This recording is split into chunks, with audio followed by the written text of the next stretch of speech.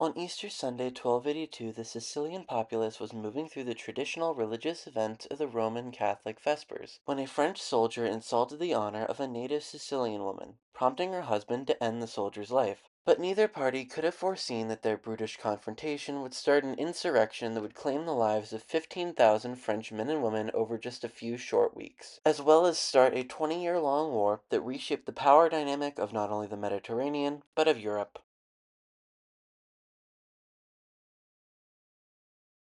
The Sicilian Vespers revolt of 1282 and the War of the Sicilian Vespers 1282 to 1302 catapulted the Sicilian people into a revolution for fairer treatment and greater equality. Their frustration with high taxation and loss of status in their own country initiated a revolt and decades-long war which then led to several reforms for the Sicilian people.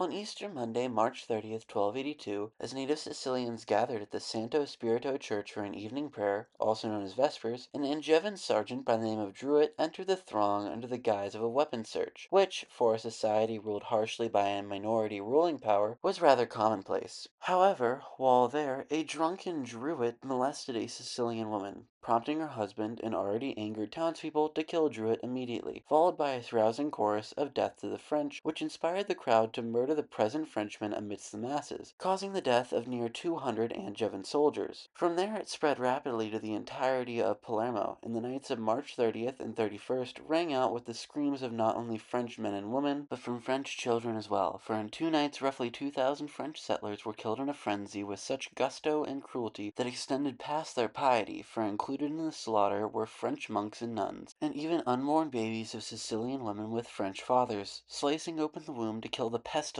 they believed resided inside. Within 6 weeks, the revolution had spread throughout the entire island, with the rebels systematically searching each residence for French families, using a speech test to determine the ethnicity of those they came across. However, many native Sicilians were also mistakenly killed in the chaos, making the true death toll far higher. During the fray, the previously oppressed and weakened Sicilian nobility regained their power and quickly led and supplied the rebels in their fight against the French, directing them to destroy key infrastructure that could allow the French to regroup and counterattack, such as the burning of the French fleet of ships in Sicily. However, the Sicilian nobles knew that a stronger supporting nation was needed to maintain their sovereignty from the French, and so called upon Peter III of Aragon, from the House of Barcelona, a Spanish dynasty who ruled the kingdom of Aragon in northeastern Spain. He was called upon as his wife, Constance, was the daughter of the former king of Sicily, Manfred, and thus had claim to the throne. Peter III accepted the title and asserted his claim to the island of Sicily, though the mainland territory was still controlled by French and Angevin forces. Logically, however, the Angevin rulers did not simply accept the loss of the territory of island Sicily, and asserted that by claiming Sicily, Peter III had declared war on the House of Angevin, a sentiment which Peter III agreed with, thereby starting a brutal 20-year-long conflict known as the War of the Sicilian Vespers.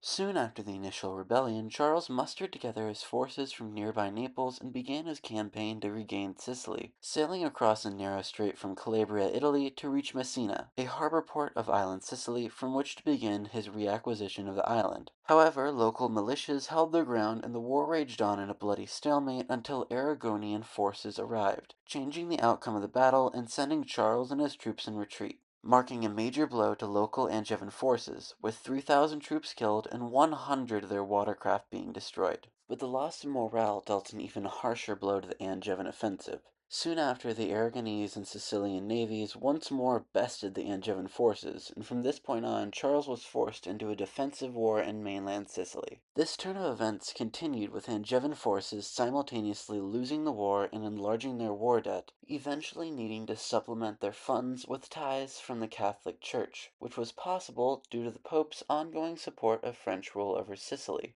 Still, even with additional funds, the remainder of the war showcased Aragonese naval dominance. And so the war would continue until 1825, when Charles of Anjou would die from ill health, giving Peter III a short-lived victory before his own death later that year during a naval campaign. It would be nearly 10 years before the war officially ceased, though initial peace treaties began in 1291. The war ended under the leadership of James II of Aragon and Charles II of Naples, replacing their fathers in duty. The Treaty of Anagni of 1295 saw James II being unexcommunicated and given kingship of Sardinia and Corsica in return for ceding his claim on Sicily to the Angevin house. However, after 20 years of war, the Sicilians would not react kindly to this agreement.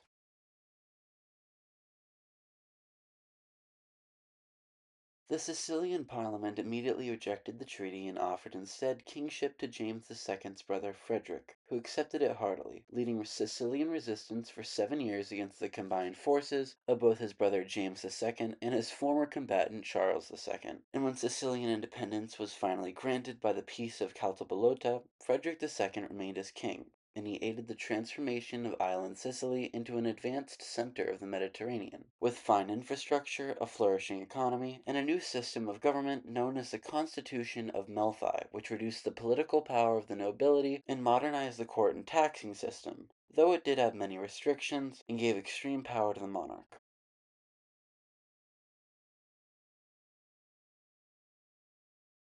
Several of the long-term effects of the Sicilian Vespers Revolution were at the cultural level. For example, the rebellion led to a stretch of time in which the lines of class between the peasants and nobility were somewhat blurred, causing, for a period, a united island Sicily, and even after this period passed, it still imbued the Sicilians with what had been traditionally called the rebellious Sicilian narrative for its citizens, and thus been tied to several of Sicily's later revolutions against the ruling powers of the Bourbon Kingdom and other Spanish kingdoms, even nearly 600 years later with the Sicilian Revolution of 1848. Another effect of their new ruling power was the Hispanization of the Sicilian people, which influenced their architecture, art, and even their native language, diverging majoritively from the cultural evolution of the rest of Italy, and so further deepening the cultural rift between mainland Sicily and island Sicily.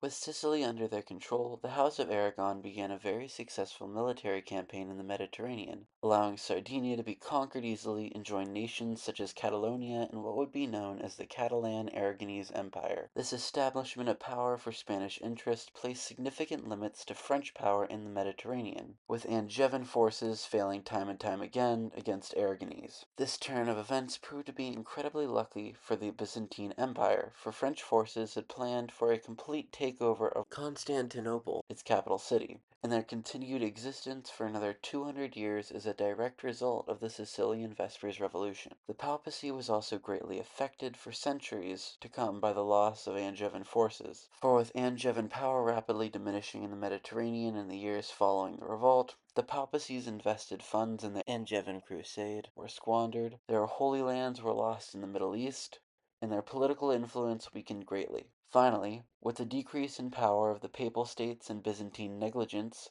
which were both indirect results of the revolt, the Ottoman Turks were able to regain great power, which would also affect worldwide events until the conclusion of World War I.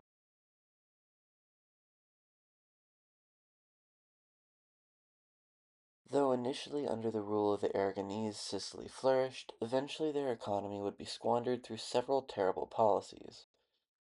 One being that Sicily was removed from all higher level political affairs, making its capital city of Palermo lose its long-ranging power over the Mediterranean, and thus losing the island many chances for foreign investments. Also, because of the decentralization of power from Palermo, the island toiled under a blighted administration. Island Sicily was also left out of several technological advancements for long periods of time, being forced to remain as a crop-producing entity, selling their agriculture to other nations for production. Another long-term effect on Sicily was the loss of access to trade routes for some time, for though the Aragon navy consistently prevailed over Angevin ships, the area remained a maritime war zone, diverting trade traffic. Truly, it is impressive for such a footnote in history to have such a grand impact on even the lives of people today, nearly 750 years later. Its impact still exists as a paragon of revolution, a revolution led by the people of Sicily for the people of Sicily.